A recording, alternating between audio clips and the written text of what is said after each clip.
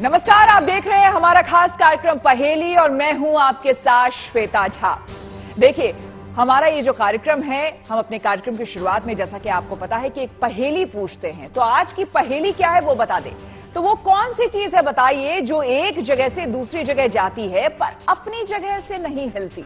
इस पहेली का जवाब हम आपको कार्यक्रम के अंत में देंगे। तो चलिए समझते हैं आज की पहेली। चित्रकूट, जो रामायण की कई घटनाओं का साक्षी रहा है। चित्रकूट में श्री राम ने अपने वनवास के 11.5 साल बिताए थे।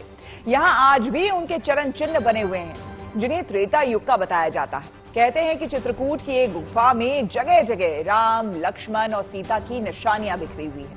इसी गुफा में एक नदी भी बहती है, जो बहती तो नासिक में है, लेकिन उसकी एक धारा 1200 किलोमीटर दूर इस गुफा में भी निकलती है। तो क्या है इस गुफा की पहेली, देखिए।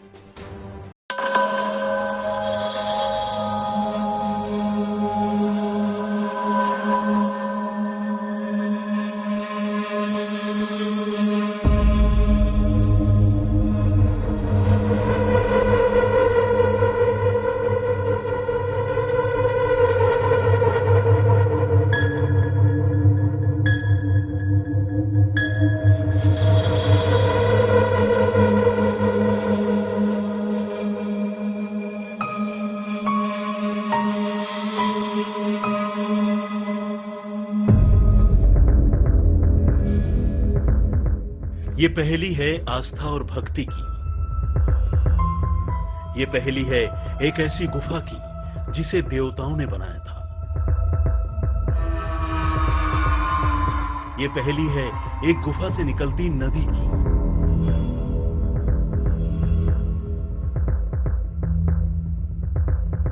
ये नदी कहां से निकलती है और कहां गायब हो जाती है, कोई नहीं जानता।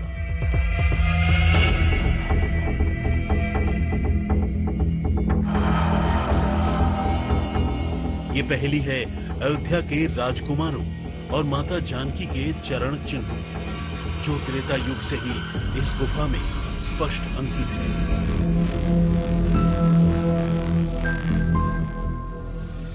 साथ ही आपको वहां भी लेकर चलेंगे जहां राम, लक्ष्मण और जानकी के पग पखारती थी गोदावरी।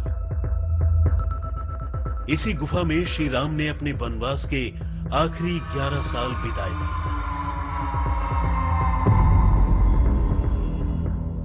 गुप्त गोदावरी, कहते हैं भगवान रामचंद्र, लक्ष्मण और माता सीता ने अपने वनवास के शुरुआती दिन इन्हीं गुफाओं में व्यतीत किए थे। देवताओं ने इन गुफाओं का निर्माण स्वयं उन तीनों के लिए ही किया था।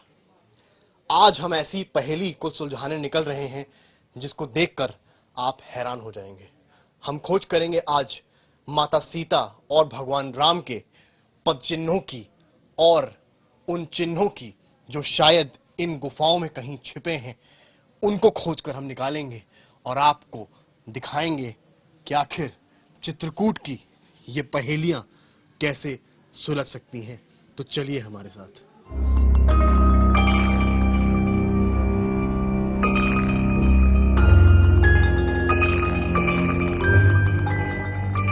चित्रकूट में आते ही खुद ब खुद आपका मन राममय हो जाएगा। यहाँ पग पग में आपको राम ही राम नजर आएंगे।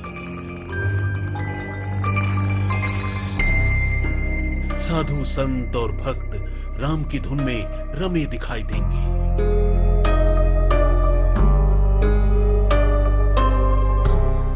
लेकिन पहली के इस सफर में हमारी मंजिल थी रघुकुल के पद चिन्हों की खोज,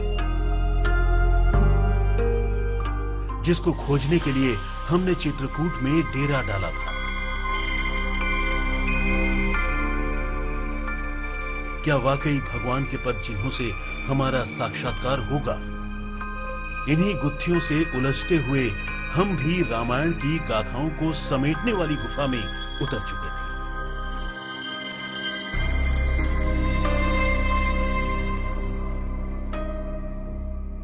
गुफा में पहुंचते ही वहां का नजारा अलौकिक जान पड़ता था। वहां के पत्थर राम नाम से गुदे नजर आ रहे थे, जैसे नल, नील और हनुमान जी ने स्वयं आकर इन शिलाओं पर श्री राम लिखा।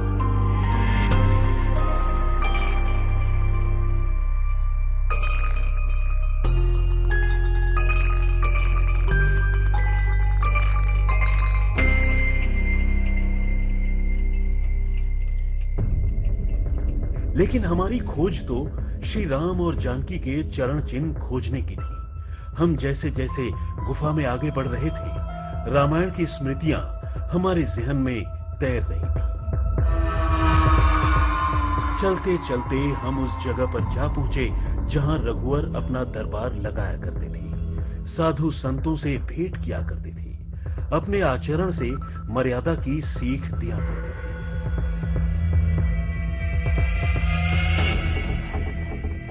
यहाँ पर भगवान श्री राम मर्यादा पुरुषोत्तम जब आए थे तो समस्त देवी देवता सभी भगवान श्री राम से यहाँ पर मिलने आए थे। यहाँ पर वेदों में, शास्त्रों में भगवान श्री राम मर्यादा पुरुषोत्तम ने यहाँ पर दरबार लगाया था, तो इसलिए इस जगह का नाम राम दरबार के नाम से जाना जाता है। मैं इस वक्त गुप्त गोदावरी के उस गुफा में मौजूद हूं जहां पर भगवान राम, लक्ष्मण साधु संतों से मिलते थे, बैठते थे। ये वही जगह है गुप्त गोदावरी की, ये वही स्थान है जहां एक और आपको पत्थरों पे आज भी सालों बाद राम रमा नजर आएगा। युग बदल गए पर इन पत्थरों से राम का नाम नहीं मिट सका। और ये वो तस्वीर, वो जगह जहां पर भगवान राम, सीता, लक्ष्मण बैठते थे, साधु संतों से मिलते थे। कहते हैं कि 33 कोटि देवी देवताओं ने इस गुफा की रचना की थी, जिसका प्रमाण हमें शिव पुराण में मिलता है। कहा यह भी जाता है कि देव शिल्पी विश्वकर्मा ने ही इसका सृजन किया था।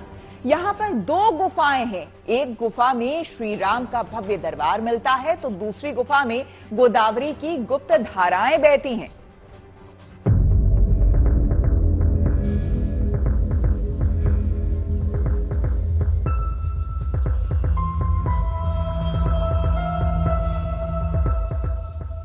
मान्यता है कि इस गुफा के अंदर गोदावरी नदी बहती है, जो वनवास के समय मां जानकी के लिए 1200 किलोमीटर का सफर तय करके चित्रकूट की इन कंदराओं में आ गई, जिसके जल से ही वैदेही स्नान किया करती थी।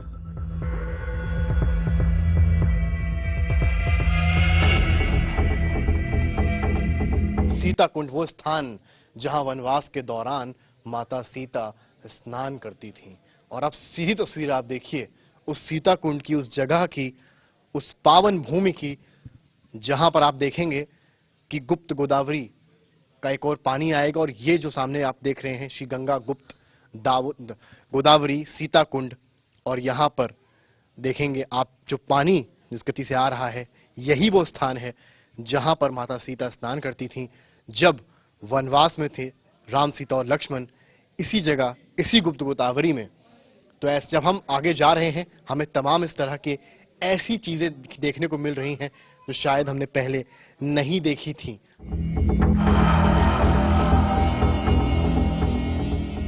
गुप्त गोदावरी कुंड को सीता कुंड के नाम से भी जाना जाता है। यहाँ पर सीता माता ने स्नान किया था और यहीं पर गोदावरी नदी पाताल को तोड़कर धरा से बाहर निकली है।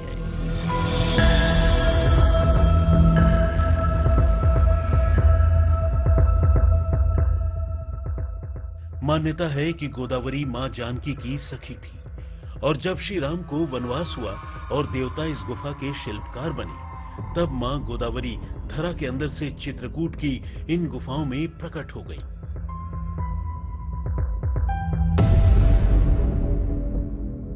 गुप्त गोदावरी की उत्पत्ति को लेकर भी कई कहानियां हैं। कहते हैं कि गोदावरी और माता सीता बचपन से सहेली थी और जब वनवास हुआ तो गोदावरी सीता माता से मिलने इस जगह पर आई, इस पहाड़ पर आई। और उसके बाद ये जो आप स्थान देख रहे हैं, जो जगह देख रहे हैं, यहां से उत्पत्ति हुई। कहते हैं कि यहां जो पानी आता है ये इस होल से आता है और नासिक से होता हुआ पानी यहां पर आता है। और ये कहां से आता है, कहां अदृश्य हो जाता है, ये भी एक रहस्य है। क्योंकि आप देखेंगे अगर इस जगह को, यहां पर पानी उफनाया हुआ नहीं है, एक बहुत ही धीमी गति से चलता है। और यही आगे जाके सीता जहां स्नान करती थी वहां पर जाकर मिलता है, राम जहां स्नान करते थे वहां पर जाकर मिलता है। और आगे इस जगह कुछ दूर एक बस स्टैंड है जहां पर ये पानी अपने आप अदृश्य हो जाता है।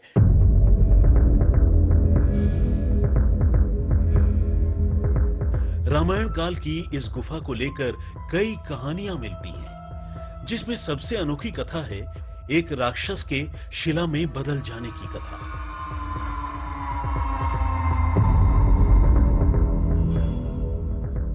कहते हैं कि देवताओं ने जब चित्रकूट की इन गुफाओं का निर्माण किया तब एक राक्षस गुफा में छिप गया। उसी समय भगवान राम, लक्ष्मण और माता जानकी भी इसी गुफा में रहने आए। एक दिन जानकी गुफा में बने कुंड में स्नान कर रही थी। तभी मयंक नाम का राक्षस मां के वस्त्र लेकर भागने लगा। जब लक्ष्मण को ये बात पता चली तो उन्होंने शब्द भेदी बाण चलाया और राक्षस गुफा से निकलते ही शिला में बदलने लगा। वो राक्षस गुफा के मुहाने पर ही अटक गया, जिससे खटखट की आवाज हुई। कहते हैं कि तब से ही वो राक्षस यहां पर शिला के स्वरूप में मौजूद है और ये जगह खटखटा चोर के नाम से जानी जाने लगी। कहते हैं कि रघुवर के आशीर्वाद से शिला स्वरूप मयंक राक्षस अमर हो गया, जो यहां आने वाले लोगों के पापों का हरण करने लगा। स्थानीय लोगों की मान्यता है कि इस गुफा के दर्शन मात्र से ही पापों का नाश हो जाता है। मेरे ठीक ऊपर जो आपको एक चट्टान दिख रही है, ये कोई मामूली चट्टान नहीं है। ऐसी मान्यता है कि सीता माता जब इस गुफा में स्नान कर रही थी, उस वक्त मयंक राक्षस नामक एक राक्षस था जो माता सीता के दिव्य वस्त्र चुरा कर भाग गया। और जब लक्ष्मण को इसका पता चला तो उन्होंने शब्द भेदी बाण का इस्तेमाल किया और सीधा तीर जाकर उस राक्षस पर लगा, जिसके बाद तब से लेकर आज तक वो शिला में तब्दील है। आगे बढ़ने पर हमें वो स्थान भी मिला जहां अयोध्या के राजा के स्नान करने की मान्यता है। कहते हैं कि यहीं पर श्री राम और लक्ष्मण के चरण गोदावरी पखारती थी।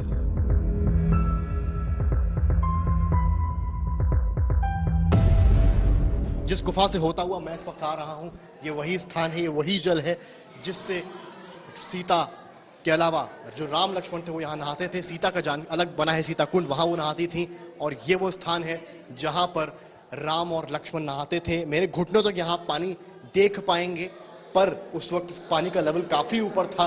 ये गोदावरी थी जो एक छुपे रास्ते से यहाँ पर आई थी और इन चट्टानों के बीच ये भी एक ऐसा रहस्य है, एक ऐसी पहेली है जो आज तक न सुलझ पाई है। आगे बढ़ने पर हमें एक नदी बहती दिखाई दी। चलते चलते हमारे पैर पानी में डूबने लगे और हमें बताया गया कि यही वो नदी है जिसे गुप्त गोदावरी कहा जाता है। गुप्त गोदावरी नदी को गुप्त गंगा के नाम से भी जाना जाता है। गुफा के अंदर हमें भक्त भी मिले जो गुप्त गोदावरी को देखकर निहाल थे।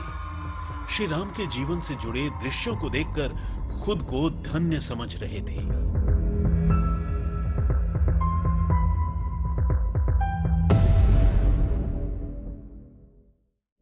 यहाँ पे हमें पता चला था कि भगवान राम और लक्ष्मण जी यहाँ कुछ दिन अपना समय बिताए थे।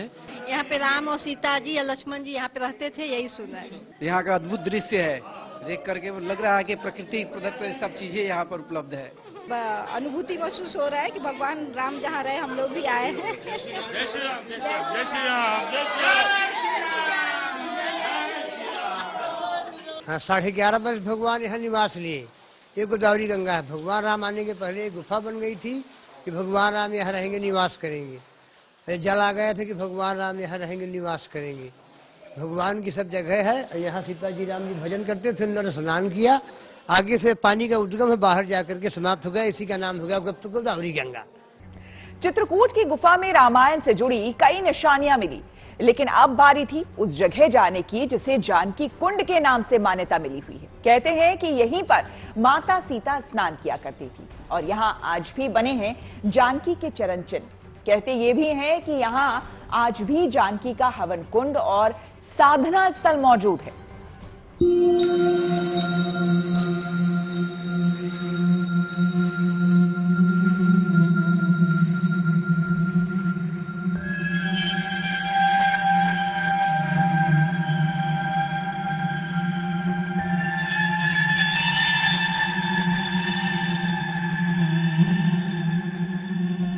चित्रकूट के घाट और मंदाकिनी की निर्मल धारा। मंदाकिनी तट पर हरे भरे पेड़ों से भरा यह स्थान बहुत ही सुरम्य लगता है। माना जाता है कि खुद जगदम्बा यहाँ स्नान करती थी। कुंड के बगल में माता जानकी के पद चिन्ह भी देखे जा सकते हैं, जो यहां आने वाले भक्तों में कौतूहल जगाते हैं। गुप्त गोदावरी से जिस पहेली को सुलझाना हमने शुरू किया था, हम उसके एक हिस्से के काफी करीब आ गए हैं, और वो एक हिस्सा है मां जानकी के पद चिन्ह।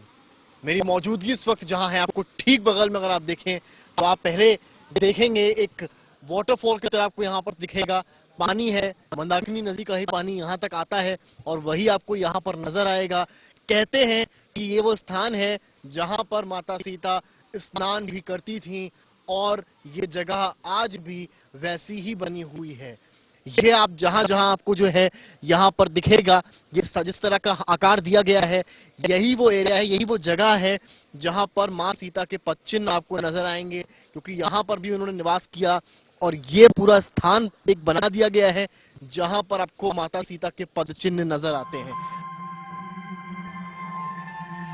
रामघाट से कुछ ही दूरी पर जानकी का हवन कुंड बना है, जहां माता सीता परमेश्वर की आराधना करती थी, साथ ही पास के चबूतरे पर साधना किया करती थी।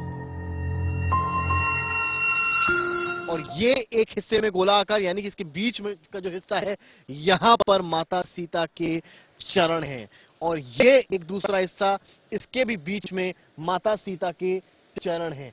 ये तस्वीरें अलौकिक हैं, अद्भुत हैं। और इसके ठीक बगल में अगर आप आते हैं तो आपको एक हवन कुंड नजर आता है, और यहाँ पर उस वक्त माता सीता हवन करती थी, पूजा अर्चना करती थी, और ये उसका कहीं ना कहीं एक साक्ष्य भी है। कहते हैं यहाँ के साधु संत कि ये वो जगह है जहां पर बैठकर माता सीता भजन करती थी, और ये सब उस वक्त होता था जब भगवान श्री राम अपने भाई लक्ष्मण के साथ वनवास के लिए आए थे।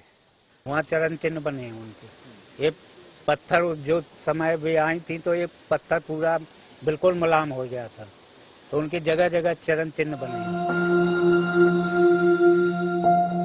स्थानीय पुजारी दावा करते हैं कि यहाँ के कण-कण में माता सीता के प्रमाण आपको मिल जाएंगे। रामायण की छवियां आपके दिलो दिमाग में बस जाएंगी। माता जी ने अपनी चरण पादुका यहाँ छोड़ दी, तब से ये चरण चिन्ह है, तब से ये जानकी कुंड बोलते हैं, तब से ये चरण चिन्ह की मान्यता आज भी मानते हैं लोग। अब हम आपको उस जगह पर ले जाने वाले हैं जहां श्री राम से मिलने समूची अयोध्या नगरी आ गई थी, और राम और भरत के मिलाप की करुणा से पिघल गई थी शिलाएं।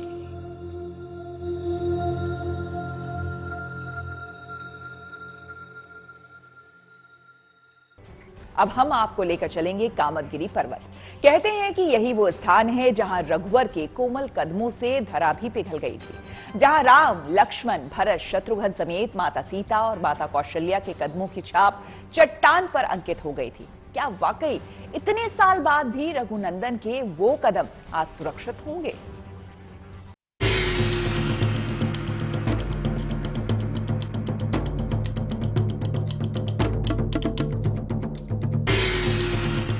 ये पहली है रघुवीर के आदर्श की, एक ऐसा आदर्श जिसकी मिसाल आज भी दी जाती है। कहते हैं कि जब रघुवर को वनवास हुआ तो समूचा ब्रह्मांड ही उनकी अगवानी में बिछ जाना चाहता था। माता सीता के पद चिन्हों को खोजने के बाद जब हम भगवान राम के पद चिन्हों की खोज में कामदगिरी पर्वत आए तो हमें यह पता चला कि यहाँ की मान्यता है कि भगवान राम ने और सीता, लक्ष्मण ने यहाँ पर भी वनवास में काफी वर्ष व्यतीत किए थे।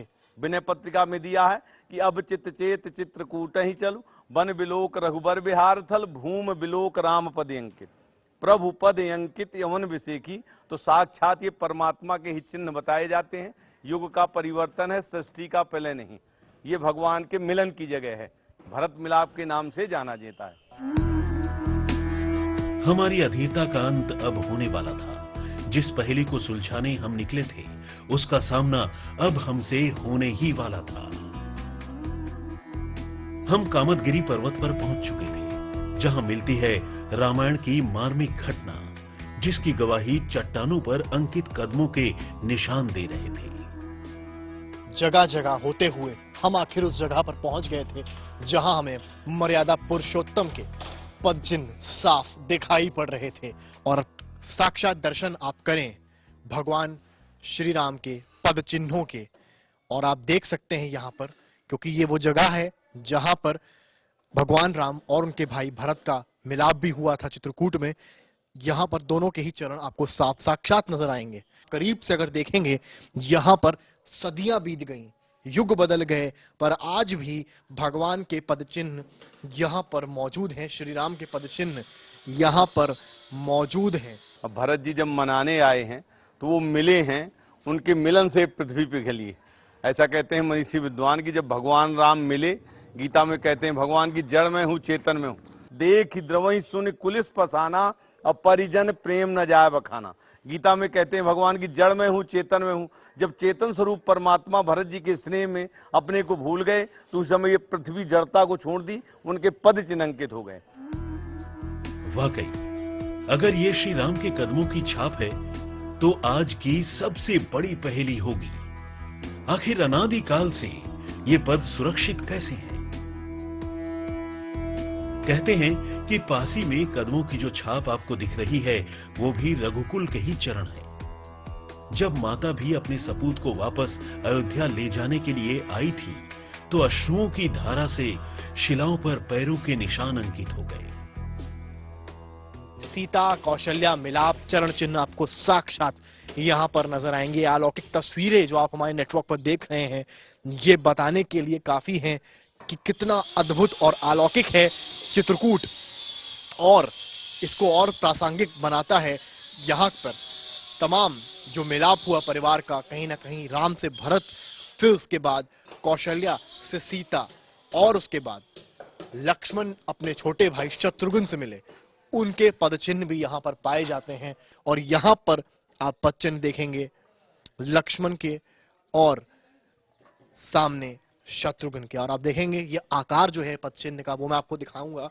यहां पर आप देख सकते हैं एक पद चिन्ह आपको यहां पर ऐसे नजर आएगा, एक पद चिन्ह आपको इस तरफ नजर आएगा, दो पद चिन्ह यहां पर साफ देखे जा सकते हैं। ऐसा पूरे प्रांगण में पूरी समाज आई, गुरु वशिष्ठ आए, आपके ये लक्ष्मण आए, शत्रुघ्न आए, कहने का लक्ष्मण जी यही थे, भरत और शत्रुघ्न ये सब लोग आए, माताएं आई। तो जब पूरे प्रांगण में मिली तो आदमी को सुध नहीं रहा, जब परमात्मा को सुध नहीं रहा कि कहूं पट कहूं निखंड अंधीरा। गीता में कहते हैं कि मैं हूं जड़ चेतन मैं ही हूं, तो पृथ्वी भी जड़ता को छोड़ दी तो वो सब मिले तो पूरे समाज के परिवार के पद चिन्हांकित हो गए। मान्यता है कि जो भी भक्त भगवान के इन चरणों के दर्शन करता है उसकी सभी मनोकामनाएं पूर्ण हो जाती हैं। धर्म ग्रंथ कहते हैं कि भगवान शिव की कृपा से ही श्री राम ने चित्रकूट की गुफाओं में निवास किया। ये धर्म ग्रंथ ही हमारी आस्था का आधार है, जिसे किसी प्रमाण, किसी साक्ष्य की आवश्यकता नहीं होती। हमने अपने कार्यक्रम की शुरुआत में आपसे एक पहेली पूछी थी, तो आपने उसका जवाब ढूंढ ही लिया होगा। वो कौन सी चीज है जो एक जगह से दूसरी जगह जाती है पर अपनी जगह से हिलती नहीं? सड़क। तो आज की पहेली में बस इतना ही। देश और दुनिया की तमाम ताजा तरीन खबरें और पॉजिटिव खबरों के लिए यानी गुड न्यूज के लिए देखते रहिए GNT यानी गुड न्यूज टुडे।